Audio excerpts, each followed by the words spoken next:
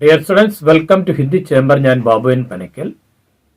ഇന്ന് നമ്മൾ Kerala standard 10th Hindi 2026 പരീക്ഷയ്ക്ക് ചോദിക്കാൻ സാധ്യതയുള്ള ഏറ്റവും മാർക്ക് കൂടുതലുള്ള ചില ക്വസ്റ്റ്യൻസും അവയുടെ ആൻസറുകളുമാണ് നമ്മൾ പരിചയപ്പെടുത്തുന്നത്.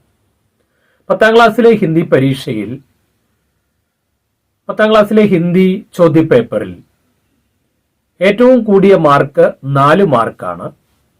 4 മാർക്കിന് ചോദിക്കാൻ സാധ്യതയുള്ള 5 ചോദ്യങ്ങളാണുള്ളത്. 5 ചോദ്യങ്ങൾ നിർബന്ധമായിട്ടും ചോദിച്ചിരിക്കും. അതിന് ഓരോ ചോദ്യത്തിനും 4 മാർക്ക് വീതമാണ്. 5 ചോദ്യത്തിന്റെ ഉത്തരങ്ങൾ കൃത്യമായി എഴുതിയാൽ നിങ്ങൾക്ക് 5 ഗുണം 4 20 മാർക്ക്, അഥവാ 40ൽ നേർപകുതി മാർക്ക് 5 ചോദ്യങ്ങളുടെ ഉത്തരം എഴുതിയാൽ നിങ്ങൾക്ക് ലഭിക്കുന്നതാണ്. അതിൽ ചോദിക്കുന്ന 5 ചോദ്യങ്ങൾ ഏതൊക്കെയാണെന്ന് ചോദിച്ചാൽ, ഒന്ന് ഒരു പട്കഥയാണ്. രണ്ടാമത് ചോദിക്കുന്നത് കവിതാംശക ആശയായിരിക്കും. മൂന്നാമത് ഉള്ള ചോദ്യം ബാത്ചീത്ത്. നാലാമത് ഒരു പോസ്റ്റർ. അഞ്ചാമത്തേത് ഡയറി അല്ലെങ്കിൽ പത്ര.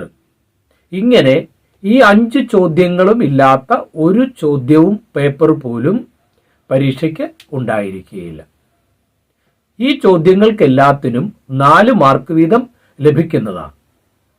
ഒന്നാമത്തേത് പട്കഥ, കവിതാംശകാശയ, ബാത്ചീത്ത്, പോസ്റ്റർ, ഡയറി ഓർ പത്ര.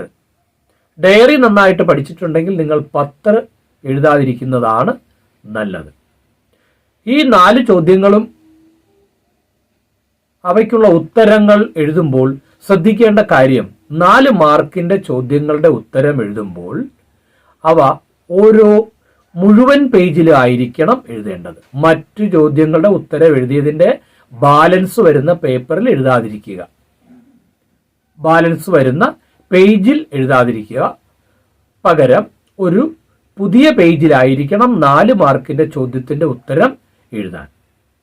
അപ്പൊ ഇതൊക്കെയാണ് ഏറ്റവും കൂടുതൽ മാർക്ക് നേടാനുള്ള ചോദ്യങ്ങൾ. പട്കഥ, കവിതാംശകാശയ, ബാത്ചീത്ത്, പോസ്റ്റർ, ഡയറി. അപ്പൊ 4 മാർക്കിന്റെ 5 ചോദ്യങ്ങൾ ഉണ്ടായിരിക്കും. പിന്നെ അടുത്തത് 3 മാർക്കിന്റെ ഒരു ചോദ്യം ഉണ്ടായിരിക്കും. 3 മാർക്കിന്റെ ഒരേ ഒരു ചോദ്യമാണ് ഉണ്ടായിരിക്കുന്നത്. അത് വാക്യവിസ്താർ എന്ന് പറയുന്ന 9ലും 8ലും നിങ്ങൾ എഴുതിയ പിരമിഡ് എന്ന് പറയുന്ന ആ ചോദ്യം പോലെ തന്നെയുള്ള ഒരു ചോദ്യമാണ്. അന്ന് 2 മാർക്കായിരുന്നു. ഇന്ന് അത് വാക്യവിസ്താർ എന്ന് പറഞ്ഞ് 3 മാർക്കാണ് അതിന് കൊടുത്തിരിക്കുന്നത്. 10ാം ക്ലാസ്സിലെ ചോദ്യപേപ്പറിൽ 3 മാർക്കിന്റെ ഒരേ ഒരു ചോദ്യമേ ഉണ്ടായിരിക്കുകയുള്ളൂ. അത് വാക്യവിസ്താറാണ്. 2 മാർക്കിന്റെ 6 ചോദ്യങ്ങൾ ഉണ്ടായിരിക്കും. അങ്ങനെ 6 ഗുണം 2 12 മാർക്ക് അങ്ങനെ കിട്ടുന്നതാണ്. 1 മാർക്കിന്റെ 5 ക്വസ്റ്റ്യൻ ഉണ്ടായിരിക്കും. അങ്ങനെ 5 മാർക്ക്. അങ്ങനെ മൊത്തത്തിൽ 40 മാർക്കിന്റെ ചോദ്യങ്ങളാണ് ഉണ്ടായിരിക്കുന്നത്. അതിൽ 4 മാർക്കിന്റെ ചോദ്യങ്ങളാണ് നമ്മൾ ഇന്ന് പരിചയപ്പെടുത്തുന്നത്. അതിൽ ഏറ്റവും ആദ്യമായിട്ട് നമ്മൾ പരിചയപ്പെടുത്തുന്നത് പട്കഥയാണ്. പട്കഥ എങ്ങനെയാണ് എഴുതേണ്ടത് എന്നുള്ളതാണ് നമ്മൾ ഇന്ന് ആദ്യമായിട്ട് പരിചയപ്പെടുത്താൻ പോകുന്നത്. പട്കഥ എഴുതുമ്പോൾ തന്നിരിക്കുന്ന ആ പാരഗ്രാഫിൽ ഒരു പാസേജ് നിങ്ങൾക്ക് തന്നിരിക്കും.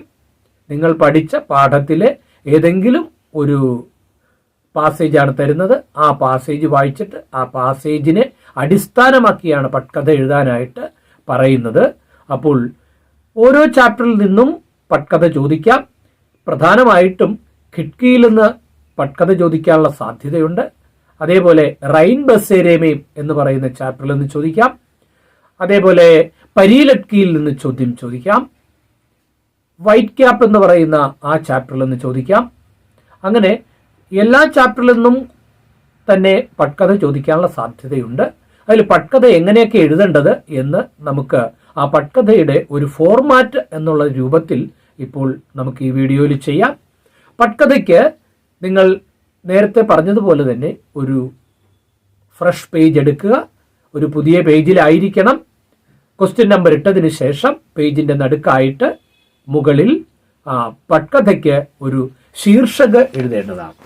ആദ്യമേ ശീർഷകമാണ് എഴുതേണ്ടത്. ശീർഷകം എന്ന് പറഞ്ഞാൽ ഒരു ഹെഡിങ്, പട്കഥയ്ക്ക് ഒരു ഹെഡിങ് നമ്മൾ ആദ്യമേ എഴുതി കൊടുക്കണം.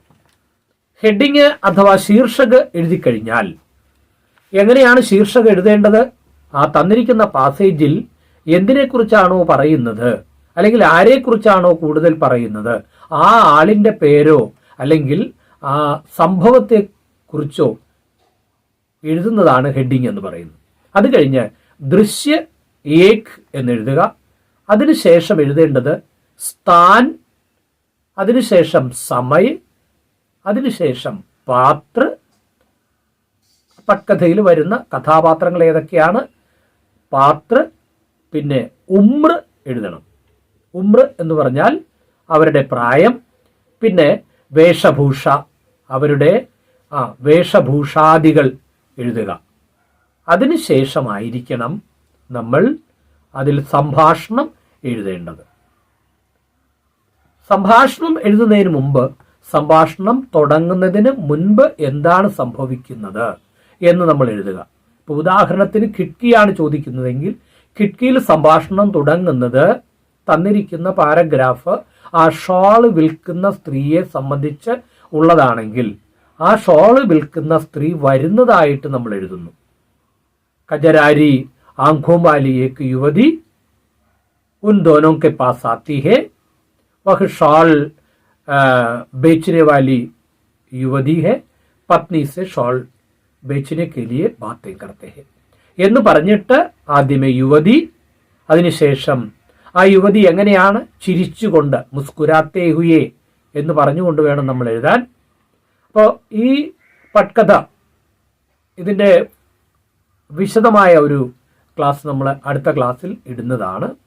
അപ്പോൾ പത്നി, അതിനുശേഷം വീണ്ടും യുവതി, അങ്ങനെ ഏകദേശം ഒരു 6 ഡയലോഗുകൾ നമ്മൾ പട്കഥയ്ക്ക് എഴുതി തീർന്നതിന് ശേഷം, അല്ലെങ്കിൽ യുവതി ധന്യവാദ് കഹക്കർ ചലി ജാത്തി ഹെ എന്ന് എഴുതുമ്പോൾ അവിടെ പട്കഥ അവസാനിക്കും. പട്കഥ അവസാനിച്ചു കഴിഞ്ഞാൽ അതിൻ്റെ അടുത്ത ലൈനിൽ നടുക്കായിട്ട് ദൃശ്യ സമാപ്ത് എന്നും കൂടി എഴുതുമ്പോൾ നമുക്ക് ആ വലിയ പേജ് തീരും. അതല്ലെങ്കിൽ ആ പേജ് കഴിഞ്ഞിട്ട് അടുത്ത പേജിന്റെ പകുതി കൂടി ഉണ്ടെങ്കിലും കുഴപ്പമൊന്നുമില്ല. അങ്ങനെ നമ്മൾ അത്ര എഴുതുമ്പോൾ നമുക്ക് 4 മാർക്ക് മുഴുവനായിട്ടും ലഭിക്കുന്നതാണ്.